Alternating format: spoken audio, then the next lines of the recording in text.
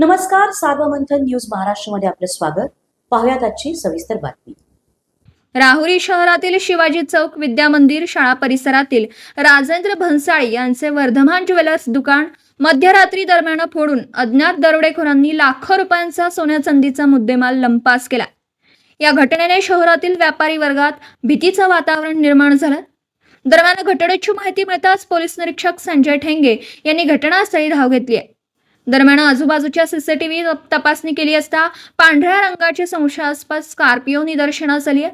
सदर स्कॉर्पिओ शिवाजी चौकातून परत माघारी येऊन वर्धमान ज्वेलर्स येथे थांबल्याचं दिसून आलं. दरोड्यात 200 ते 250 ग्रॅम सोने व 30 ते 35 किलो चांदीचे दागिने चोरट्यांनी चोरून नेल्याची प्रथमदर्शनी माहिती वर्धमान ज्वेलर्सचे संचालक राजेंद्र भन्साळी यांनी पोलीस सूत्रांना दिली. घटनास्थळी पोलीस निरीक्षक संजय ठेंगे, सहाय्यक पोलीस निरीक्षक पथकातील सुदाम शिरसाट, विजय नवले, संभाजी बडे हे घटनास्थळी दाखल होऊन पंचनामा केला.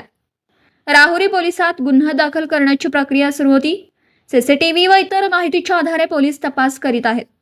पोलीस उपाधीक्षक डॉक्टर बसवराज शिवपुजे यांनी सकाळी 10 वाजता राहुरी शहरात भेट देऊन घटनास्थळी भेट पोलिसांना तपास कमी सूचना केल्यात.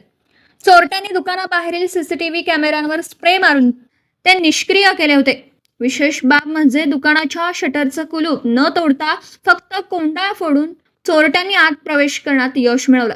त्यानंतर काउंटर तोडून सोन्या चांदीचे दागिने चोरून नेले. या घटनेने परिसरात सराफ व्यावसायिकांसह व्यापारी मोठ्या संख्येने घटनास्थळी जमले होते. भर बाजारपेठेत अशा प्रकारची चोरी होणं ही बाब अत्यंत गंभीर मानली जाते. यामुळे व्यापाऱ्यांमध्ये भीतीचं वातावरण निर्माण झालं. याबाबत लवकरच व्यापारी वर्ग आक्रमक भूमिका घेणार असल्याच्या हालचाली सुरू झाल्यात.